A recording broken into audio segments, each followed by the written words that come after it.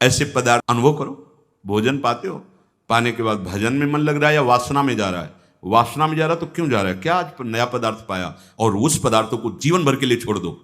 जब कभी किसी साधु को पवाना हो तो नाम कीर्तन करना, कोशिश करना कि आपका चिंतन भी भागवतिक हो, क्योंकि उसका प्रभाव पड़ता है। आप जो बनाते हैं उसका प्रभाव पड़ता है, एकदम शीशे की तरह अंतःकरण हो जाता है, एक एक बात दिखाई देती है। तो जिन पदार्थों के पाने से, जैसे प्याज लहसुन मना किया जाता है, वो ऐसा निषिद्ध नहीं कि जैसे मांस आदि, ऐसा ये तमोगुण पैदा करके वासना प्रवृत्ति को बढ़ाता है, इसलिए मना किया गया है कि अगर आपको दीक्षा लेनी है, आपको भजन मार्ग में चलना है तो रोकना पड़ेगा। ये निद्रा, आलस्य, प्रमाद, तामस, क्रोध, वासना इसको प्रकट करने वाला है, इसीलिए संतों ने इसको निषेध कर दिया।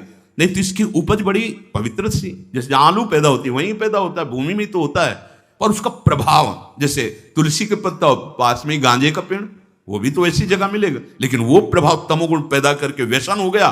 तुलसी जी परम पावन भगवत अनुराग बढ़ाने वाली बन गई।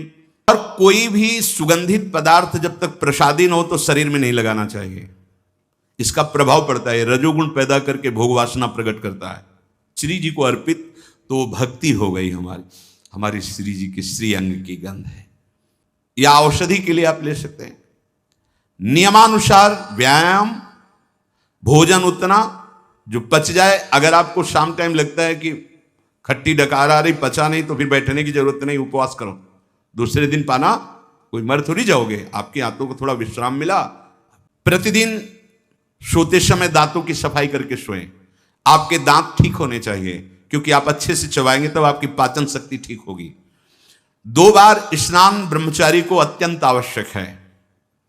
और यहां पेट में ठंडा ठंडा जल, ऐसे यहां तो कई बार जल डालिए, जैसे ऊपर स्नान किया, फिर आधे यहां नाभि से लेकर 10 कमंडल कम से कम, ऐसे आराम आराम से आपके ब्रह्मचर्य की बहुत पुष्टता होगी और आपकी गर्मी शांत होगी।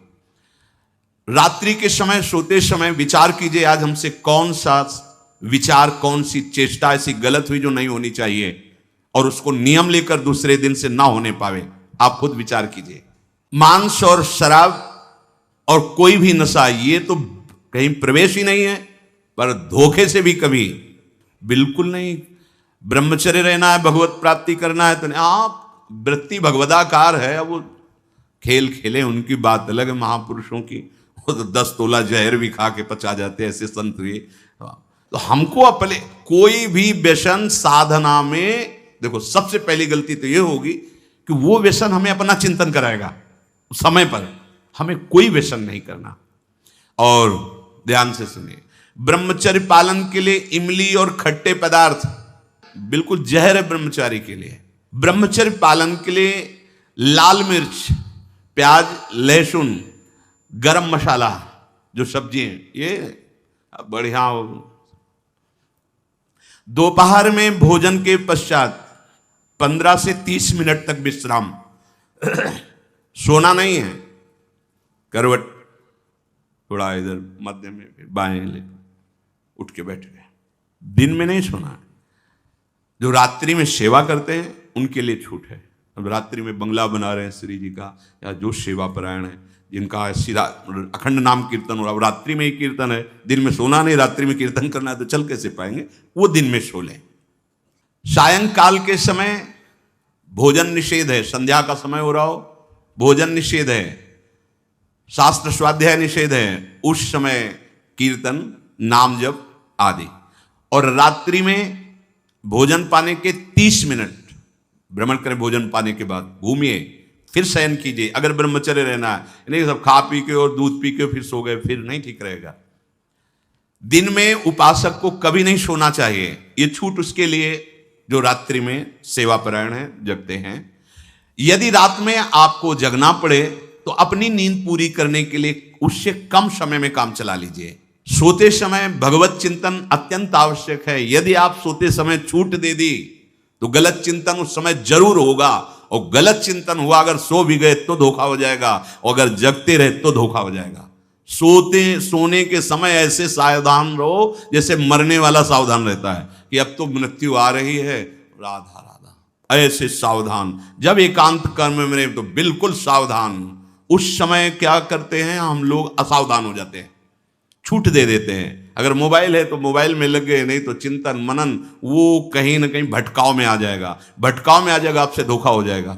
बहुत सावधान, ये बात मान लीजिए, आपका एकांत परम पवित्र और सावधानी पूर्वक होना चाहिए जब तक नींद ना आए। अपने लोगों ने तो यह अभ्यास किया गुरुजनों की आज्ञा से कि जैसे अब दिनचर्या पूर्ण हुई, अब शयन करने जा रहे हैं तो माला लेके बैठ गए।